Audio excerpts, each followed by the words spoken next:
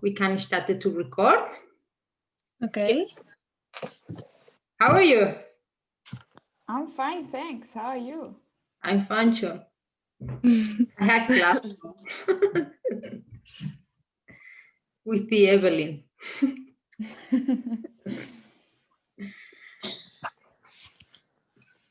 Yeah, we can start it. Yeah. Yeah. Who would like to go first?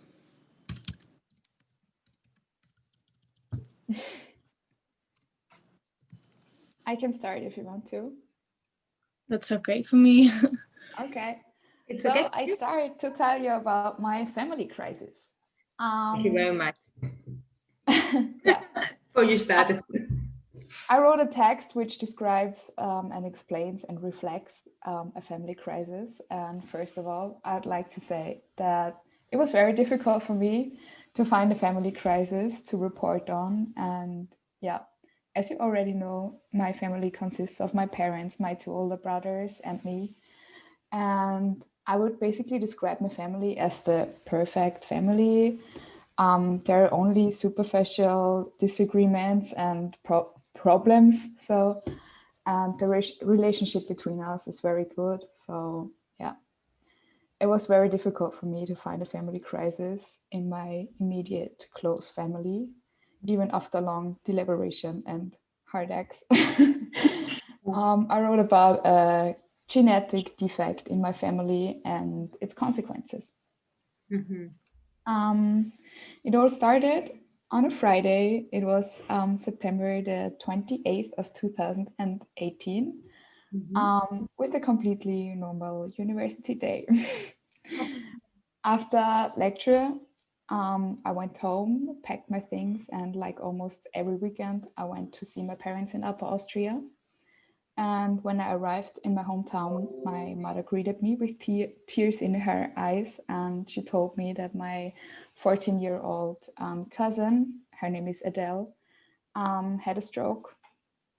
And yeah, exact details were not were not known yet. But yeah, we didn't know how serious the situation is or what the actual outcome will be. The situation was very difficult for my aunt and my uncle. They were helpless and overwhelmed with the situation. My aunt later told us that my cousin collapsed in piano class, and the piano teacher immediately called the emergency, and she was brought to the general hospital with the paramedics. And yeah, I think that procedure worked very well. And she got an lysis therapy, which was successfully. And yeah, for the first few hours, she could not speak. And the following hours, she could only speak in English and very slow. And yeah, during the hospital stay, a number of examinations were carried out to investigate the cause of the stroke. Then they diagnosed an atrial septal defect, as well as the genetic defect factor 5 mutation. This is a genetic defect of coagulation factor 5. And coagulation factor 5 becomes resistant to the action of protein C. Therefore, the blood coagulates more quickly, which means an increased risk of venous thrombosis.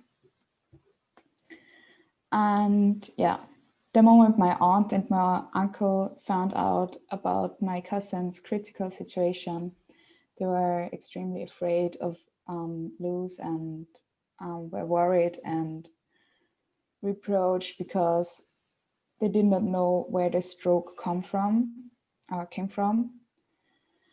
And they were afraid that they had done something wrong or had overlooked something. And yeah, even for my cousin, her brother, who was 12 years old at the time, the situation was very difficult to bear. And he was afraid of losing his only sister. And her parents and brother were afraid that she would suffer permanent damage, or that she would not be able to finish school. And yeah, when it became known that the stroke could be related to the genetic defect, the whole family was contacted, because this genetic defect is an inheritable. And afterwards, my aunt and my uncle had themselves tested for factor V gene mutation, and it turned out that my aunt also has it. And other family members were also tested. In the end, it turned out that my cousin, my aunt, as well as my grandma and my father have this genetic defect. So me and my brother also got tested too, and my brothers and I got negative tests. Yeah. After a few days, my cousin was feeling better. She was physically very weak, and she sometimes had difficulty finding words. She also had to take some physical rest and take her blood thinning pills. And my brother, my mother, and I visited her at the hospital at the time, and she told me how the situation was for her. She said that she heard everything. She could hear the people talking to her, but she couldn't sort the words or understand them. And it was very difficult for her, because she didn't know what was wrong with her and couldn't understand what was happening with her now. Yeah. And after she got better, she was discharged from hospital, and she was allowed to start rehabilitation for another 3 weeks. Due to hospitalization and the rehab, she had missed a lot of school. She had just gotten into a new school with new people and new subjects. So she was worried whether she would found a connection with her new classmates, or as well with the materials. And because she was new in the school, so the subjects were also new, such as French or subjects like that. And she was particularly worried about not being able to learn the material again. And yeah, when Adele came home after the whole procedure, she was warmly welcomed to the school, and everyone supported her. And due to her intelligence and her ambition, she was able to catch up on the material for most part well, and to finish the school year well, with the exception of a French exam, which she passed in fall. And yeah,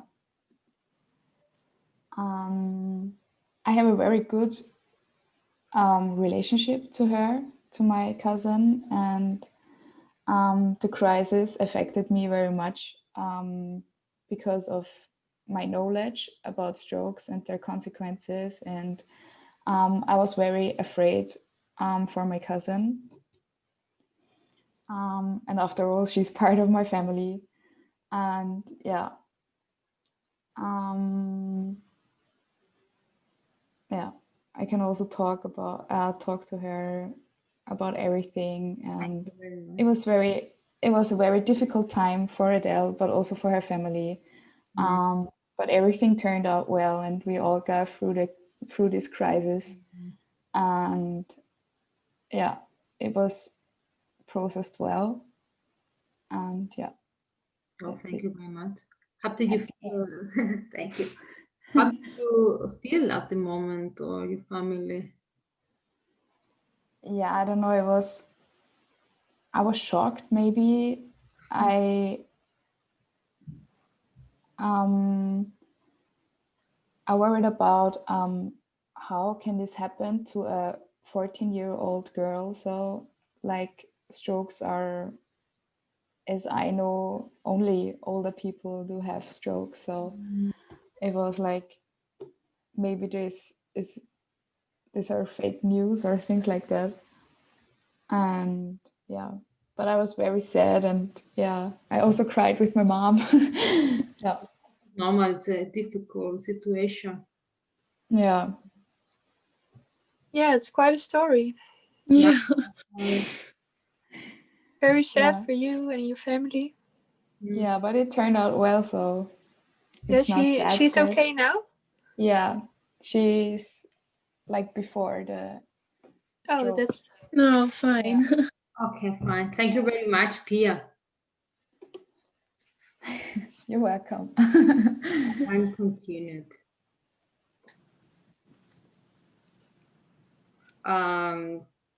Das ist halt, I start with a small presentation of the context of the history. I'm going to talk about my father's alcohol addiction problem. That's so hard. My father has always been an incredible good man to his family. About 20 years ago, my father had the opportunity to open a restaurant in Barcelona. At the time, Barcelona was a city that was open to tourism, and having a small place or having a small restaurant was a great opportunity for him. Having that restaurant was a dream for him too. At the beginning was extremely hard for him because he had to work from Monday to Sunday, too many hours, but he was that happy and with energy. About 2008 come a very economic crisis. My father business, my father's restaurant started not to go very well. My father began to feel sad and he cried a lot. I have never seen my father cry since that moment. It's very hard for me. He had to leave work and close the restaurant in 2010, more or less.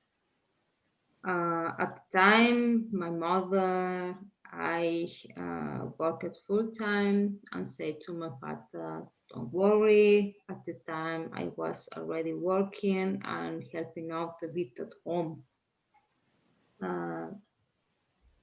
But for my father, it was not enough, and started drinking alcohol. He went to doctor who was prescribed antidepressant or therapy, but it's very difficult. Sorry, it is very difficult for me. It's okay. Yeah. Take your time. Yeah. My father's day was he walking. My father's day was he woke up, went to supermarket, bought alcohol, wine, vodka, beer, etc. Ohne Spendendei sämtlich. At the time, both I from my family directly, my sister and my mother, even my aunt didn't know what to do to end the situation. My father didn't eat. He didn't take his medication. He didn't want to live anymore. He told me he wanted to die. I can't take it anymore. My father could drink more than 2 or 3 liters of pure alcohol a day. Just wow. I and my family never abandoned him. This was a crisis for everyone, including my father's friends. My sister, who was a little girl, was about 9 years old and didn't understand why her father wanted nicht, don't want to live. she was also a little embarrassing to talk about this situation with her friends, etc. I think my mother went through it worse that they did. My father, because she was under pressure to work, to take care of my father or my mother too, my sister too. She felt very lonely, very abandoned by everyone. It was hard for me to accept that my father was alcoholic. That situation lasted more than 3 years. The situation ended more 3 years ago. He started talking to the family first. Then he started working with the psychology on psychiatry, medical. And now he has a new restaurant outside Barcelona, and this is the best thing that they have. But we still have concerns about him drinking again. We are very afraid. My father still needs help today, but well, we have an opportunity. He goes to the psychology once. We now talk about this morning is enigma. Yeah. Sorry. So it's very hard for me to explain. It's not easy. Yeah.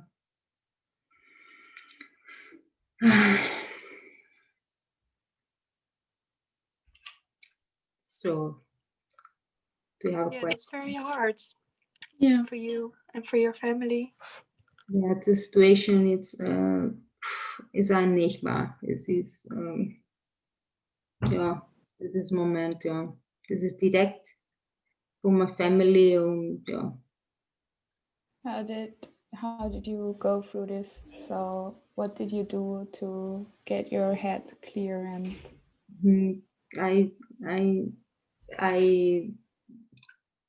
wrote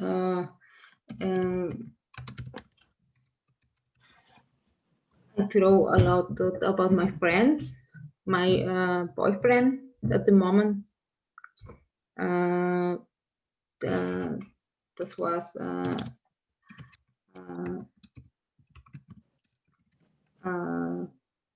I went to help me to tell to explain the situation. This was a very important for me for my mental health, psychology health too. yeah. But that's a good thing that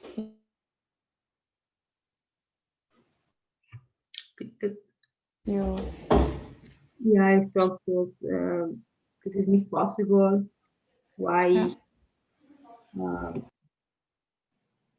we have a good family without problems? It's very hard, so very hard to understand. Yeah. thanks for this story, Sandra. Yeah. Thank you very much. Yeah, Yeah.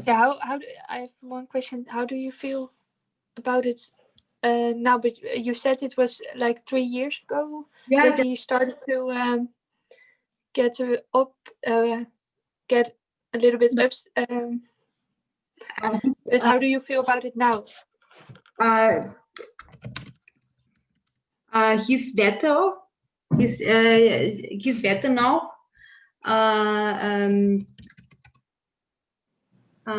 He makes he does therapy 1 month per week, and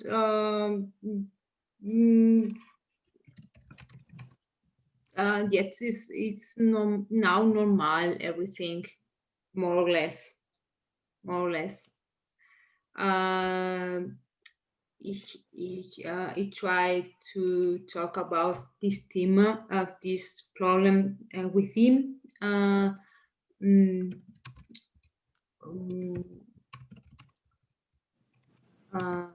at least once a week. but it's im Moment it's alles normally, and yeah, Okay. it's very happy. Yeah, it is unbelievable. When he was drunk, does he change his personality, like getting violent or things like that? No, no, Okay. it's very hard for me, but I don't have help at the moment. The help for I don't know. I didn't know what they make to situation with the situation. It's very hard to do for everything for everyone. What is it clearly? Goodness. Thank you. Thank you, Sandra. Thank you. We can with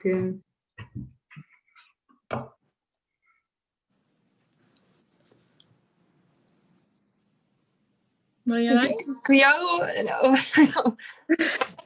Voor mij niet uit. Ik ga wel. Ja. Okay, well, then I go. My situation is not about me, but it's about my brother. My brother, he is 8 years older than me. So when he was 16, I was 8. Yes, and so I was very young at the time. But yeah, I have a little sister too. She was 6 at the time, and my brother was 16. So this was like 10 years ago. And yeah, when he was 16, he did not always agree with my parents. They did, yeah. They, especially with my father, they had a lot of disagreements and different beliefs on things. Yeah, they did not communicate well, and yeah, that means that they both would stand by their own statements and not think about what the other one had to say.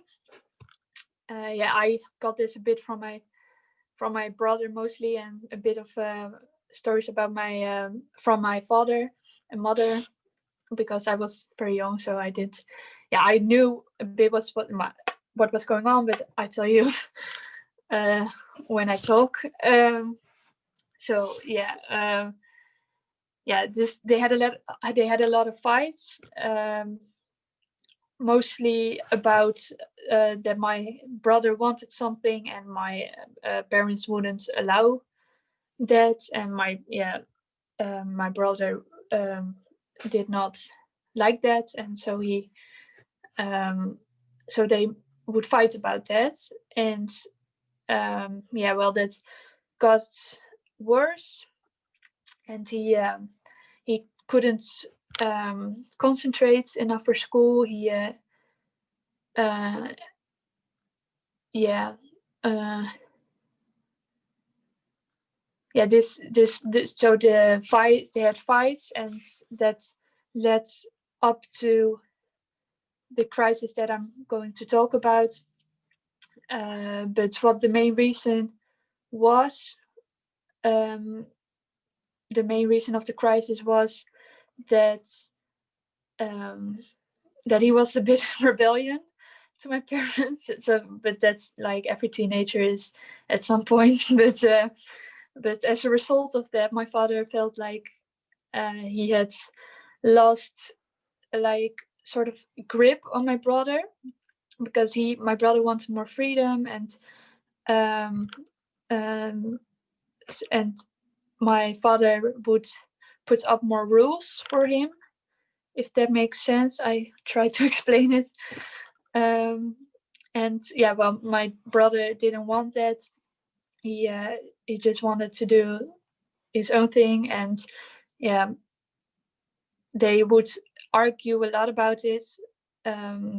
like they would yell, and that's what I mostly remember about that time, is that they would yell at each other. That's what the main reason was. What he did, what my brother did, was because my father said that he must ask everything he does. So even if he wanted a glass of water, he must ask to my parents. And so my brother thought, well, that's insane. So that's why he decided to leave home at that time. He was 16, and I try to think. He left home because all the fights and everything, and he just needed to get out for his own good. I didn't understand nothing at the time. That's why I don't I talk out through the perspective of my brother, not because I don't remember much, but I will go through.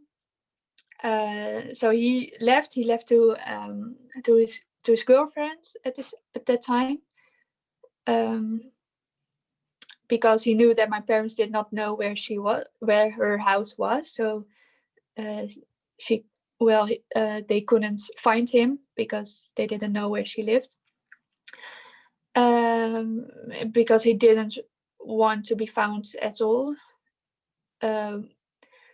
Because he was very mad, and at that time he told me that at that time he never wanted to go home again. But that's like the next day he went to school and he told everything. He to his student counselor, he told everything, and they were a bit shocked that he just left his house and didn't talk to my parents where he was, and my parents were worried as well. And the school, they called my parents, and they had a bit of talk about what happened. And my brother was not at that meeting because he didn't want to face my parents. But they finally agreed that he would stay at a friend's house. But so there was another friend where he would stay, and that's my parents approved that, but only if they would go see a therapist together, so all three of them. And that's actually when it started to cool off a bit. My brother was still very angry, and my parents wanted him to go home. But they would talk every 2 weeks or so, every 3 weeks, with this counselor. And then it was actually very good that he left home at that time, because his grades were getting better, and they were just had a little bit distance with each other. eventually my parents would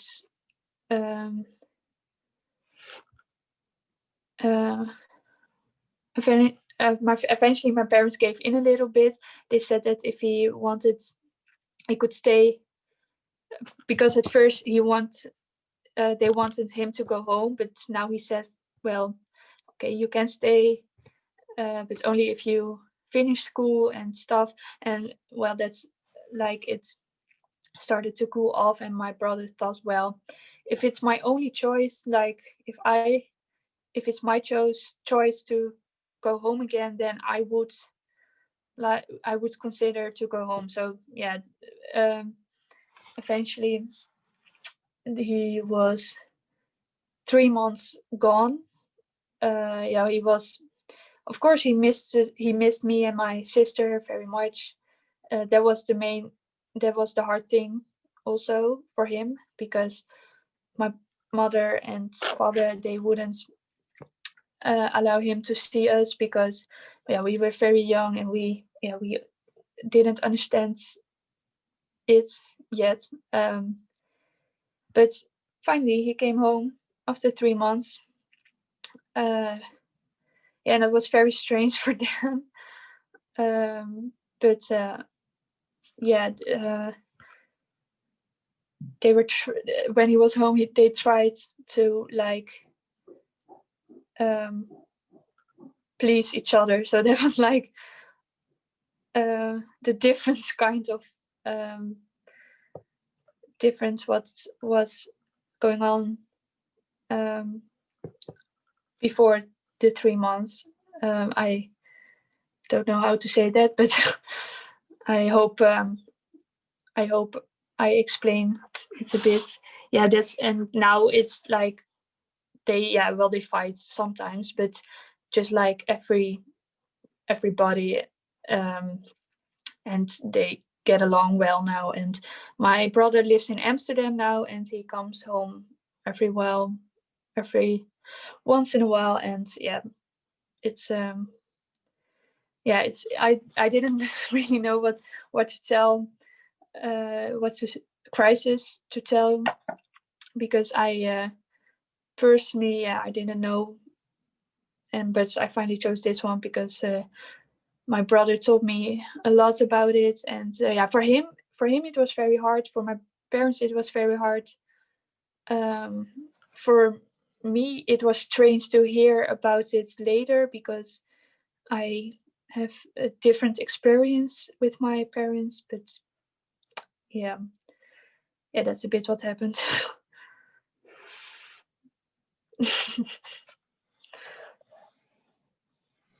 Thank you very much.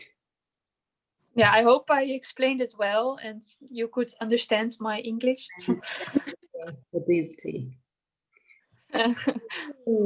Wien.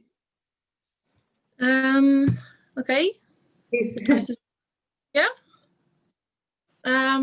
I have it all written down, so I'm gonna read it because it's a lot. This family crisis is about me. My problem started after the summer of vacation of 2019, so last year. I started the first year of nursing education in September at Windesheim. And the first week we had an introduction week, and after that the first weeks of school started, where I had to get used to traveling by train every day and get used to a new school, a new class, completely different subjects that we had in high school. And those new things and interpretations made me very exhausted for the first few weeks, or at least I thought that was why. Around the 4th week of school, I started to have trouble with my eyes. I couldn't see clearly what was written on the board during several lectures. In the beginning, I didn't really look into this because I thought it was because I was tired. But after a while, I started to get worse. At one point, everything that was only, I think, 5 meters away from me started to blur. I could not see faces of people clearly that only stood a few meters away. After this, I went to the optician to do a few tests, but they didn't understand my struggle, and they said there was nothing wrong with me. So I believed them. But the consecutive weeks, I started to get more and more complaints, including a lot of drinking and urinating. At one point, I was able to drink liters of water, but I was still extremely thirsty, and it just wouldn't stop. An example was during my volleyball game, I drank around, I think, 3 bottles. That's 1.5 liter within 1.5 hour. But after every sip I take, I was still thirsty. My mouth was just dry all the time. At that point, my mother knew something was wrong, so we went to the doctor a few days later, to be precise on 10 October 2019. After I told my complaints, the doctor measured my glucose level, and it turned out to be 27.2, while a healthy person should be between 4 and 8. It turned out my mother's guess was right. I had indeed diabetes type 1. At that point, even the doctor was shocked. I think it was of the extreme high glucose level. She immediately sent me to the hospital. They did all kinds of tests, and I got my own room in the children's wing because I was 17 at the point. And I had to stay for 3 days so they could teach me everything that goes with diabetes. I started right away with finger pricks to measure my glucose level. I also got a short-term insulin injection in my abdomen 3 times a day before every breakfast, lunch, and dinner. After dinner, I also had to inject a long-term insulin in my leg, which works all day long for snacks and that kind of stuff. Okay. At first, I was a bit scared to inject insulin myself, so the nurse had to do it. But after a while, I had to do it myself, otherwise I wouldn't be allowed to go home. In 3 days, I've seen nurses, pediatricians, diabetes specialists, and dietitians, and each told me a different piece of information I needed to know. So you can imagine it was very overwhelming for me. After 3 days, I could return home, but 2 weeks, I had to call my diabetes nurse every day to pass on my glucose value so she could tell me how much insulin I had to inject, because no one really knew how much I needed and how my body would respond to insulin. About a month after my diagnosis, when I was just getting started injecting, because I also hated needles. Still, I hate needles. I started to end up in a hypoglycemia every time I injected insulin. I started to find it so annoying to eat a lot all day in order to not end up in a hypo that I decided to cut back on the short-term insulin. Until a certain point, I didn't need to use anything at all. The same thing happened with my long-term insulin. At that point, I didn't inject insulin at all, even though I have diabetes. My diabetes nurse told me that this does happen to several people who were diagnosed with diabetes. They call it the honeymoon phase.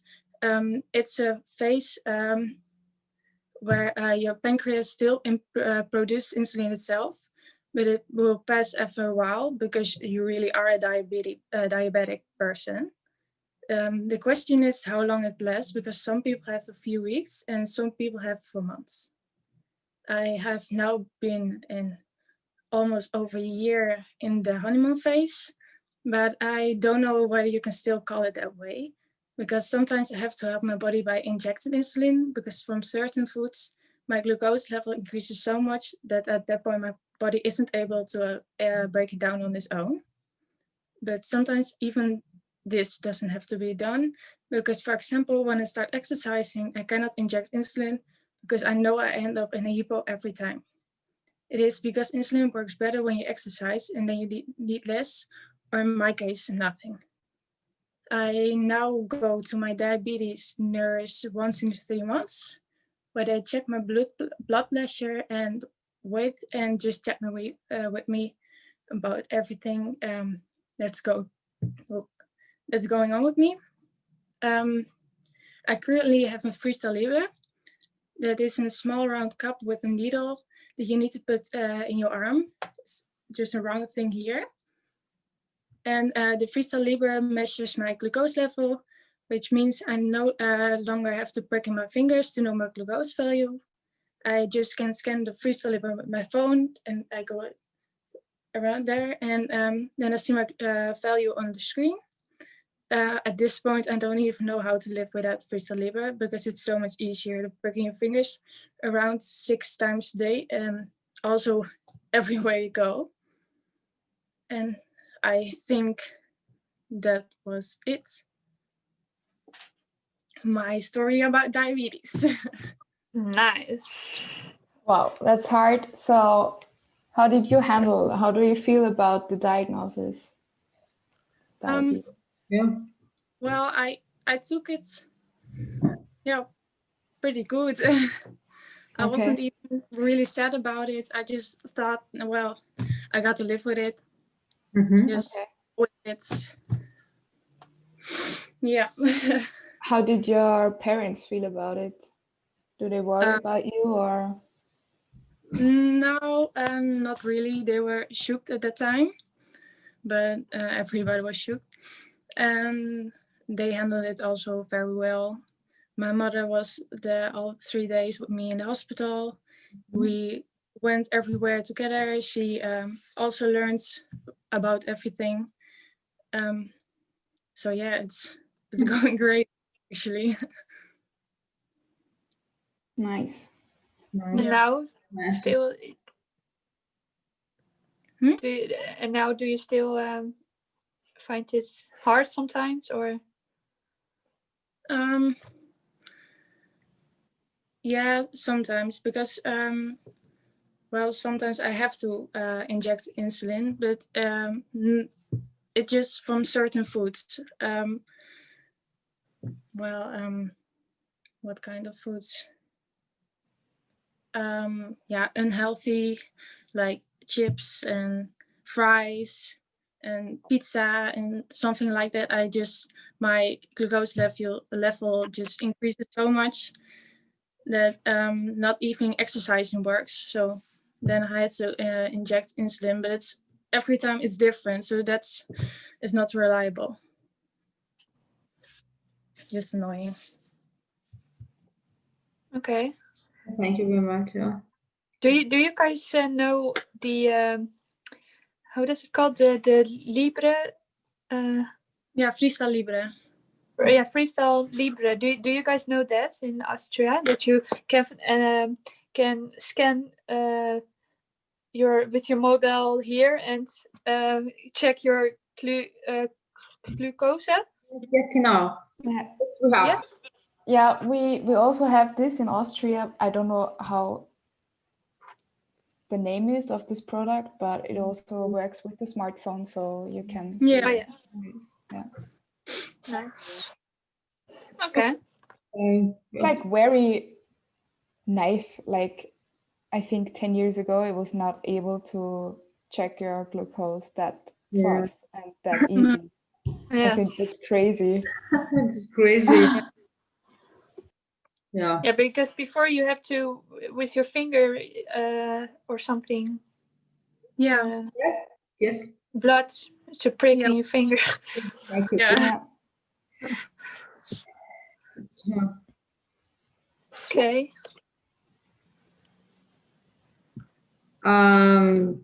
Well, what do we have to do now? Do we need to like choose? Yeah. Same. Choose one topic which we discuss, or I don't know.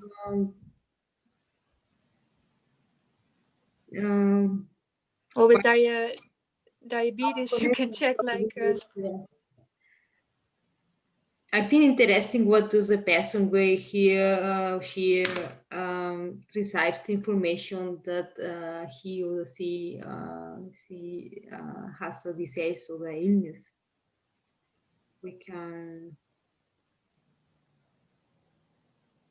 but what do you know? Which one did you find interesting? Yeah, this what to do. We can a person receives the information that he or she he has a disease or the illness to first time. Do you understand me? Do you understand me? Not at all. Nee.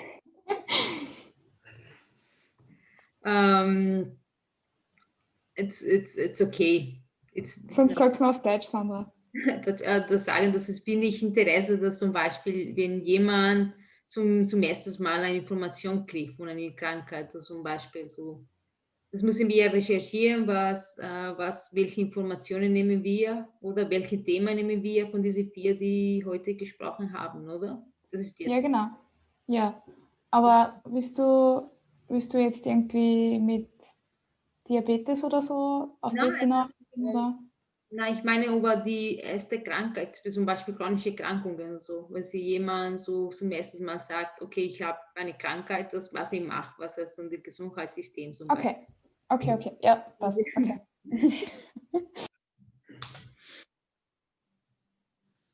Du wirst schon halt, ja? Yeah, okay.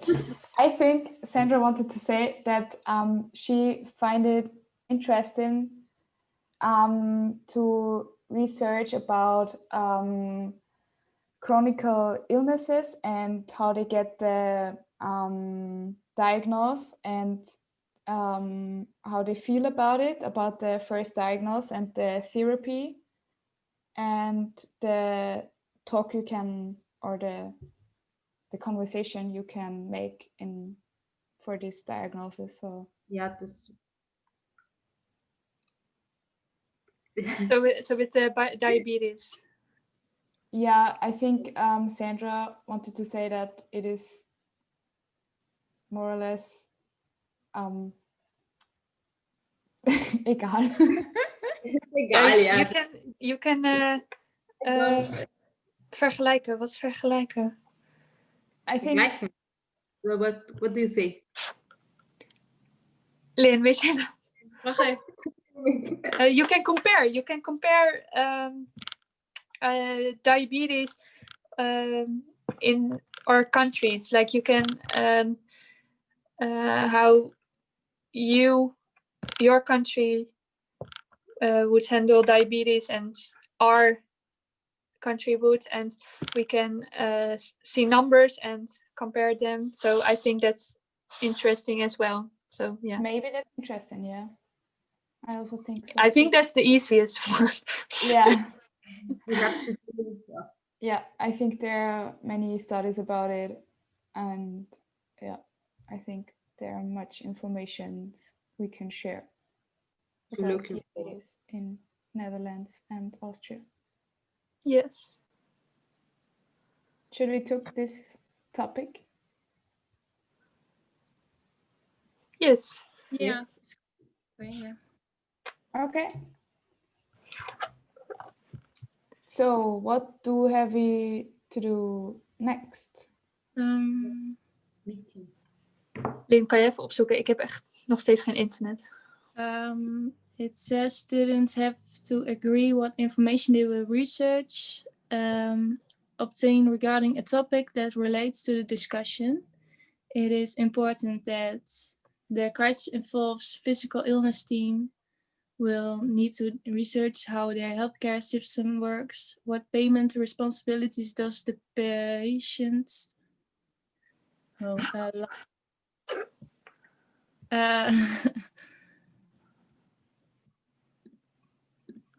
So. But I think we finished this meeting now. Or am I wrong? I don't. Or have we to do something? I don't know. This is needed.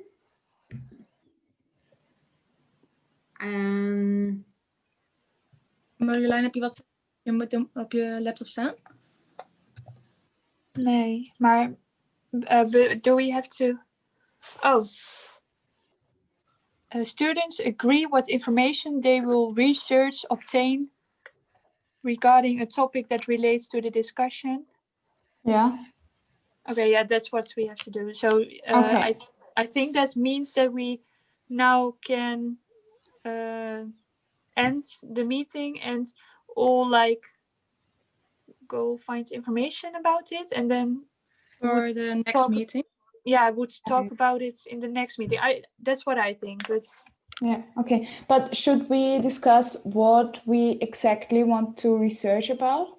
Yeah. Maybe that's a good idea. Okay. So maybe 2 groups. I and Pia try to research in Austria.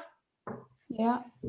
Like numbers, how many yeah, illnesses and things like that. Okay. and how to handle it with in your country. We can check about it. Easy.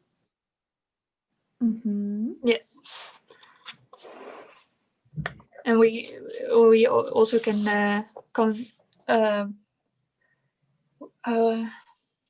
talk about it on WhatsApp and Yeah.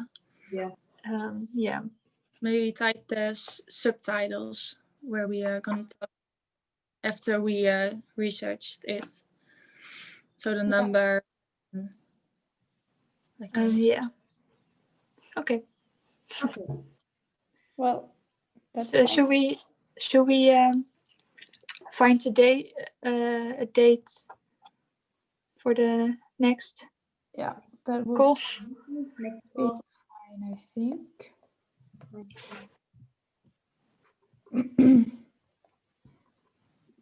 What about next Monday? Next Monday. The 9th, or is it too early? How late? With me, I have time the whole day, so. Yeah, same. For me, it's okay. Yeah, for me too. Okay. Should we say Monday at 10?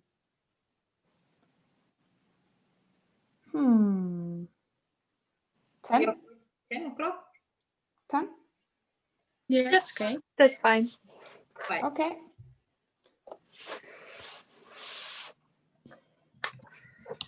Okay. Well, then we see you. Meeting. See you on Monday. Yes.